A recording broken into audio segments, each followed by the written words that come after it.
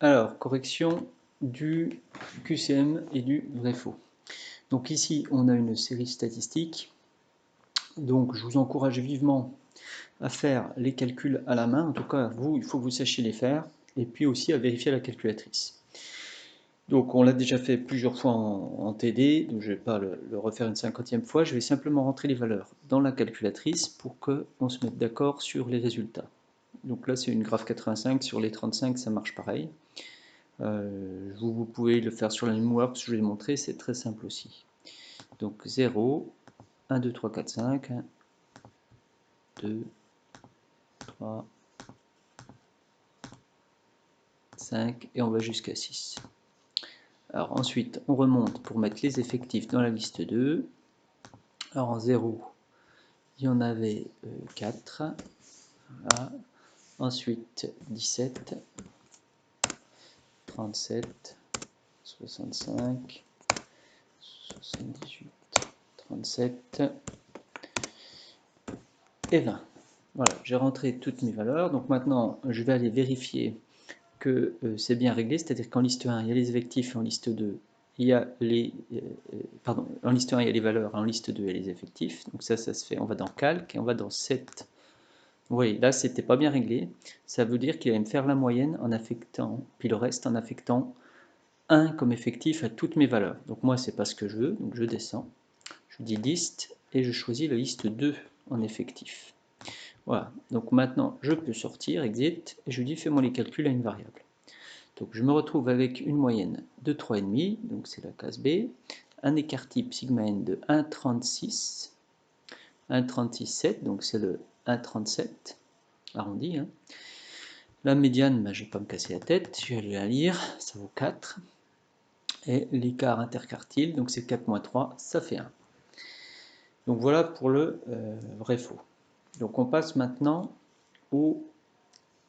Pardon, pour le QCM, on passe au vrai-faux qui était ici le petit algorithme qu'elle a fait en Python. Donc je vous rappelle qu'on avait déjà fait des fonctions en Python quand on avait fait notamment les fonctions carré, triangle, hexagone, etc. Alors, donc ici en Python on importe from math import sqrt, ça veut dire qu'on importe la fonction racine carrée dont on va se servir et on définit une fonction et on retourne le résultat b,d. Donc la fonction, elle est définie avec 3 paramètres. Ça veut dire que quand on va s'en servir, il faudra par exemple écrire fonction de 1,5,7. Et lui, ce qu'il va faire, l'ordinateur, si on met par exemple r égale pour résultat, il va mettre le résultat de la fonction dans la variable r. Alors que fait cette fonction? Eh bien, d'abord, on fait la somme des 3 valeurs qu'on a rentrées en paramètres. Ensuite, on divise cette somme par 3. Donc ici, on obtient la moyenne de ces 3 valeurs.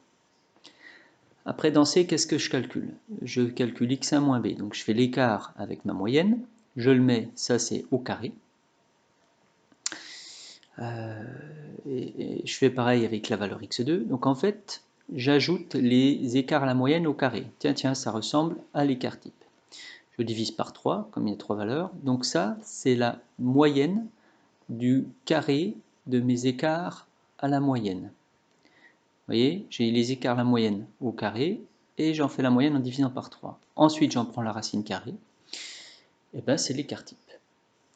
Donc, return BD, donc il renvoie B la moyenne et D l'écart type. Alors, par rapport aux questions qui étaient posées, là je vous ai dit ce qu'il faisait, donc là on obtient la moyenne et l'écart type.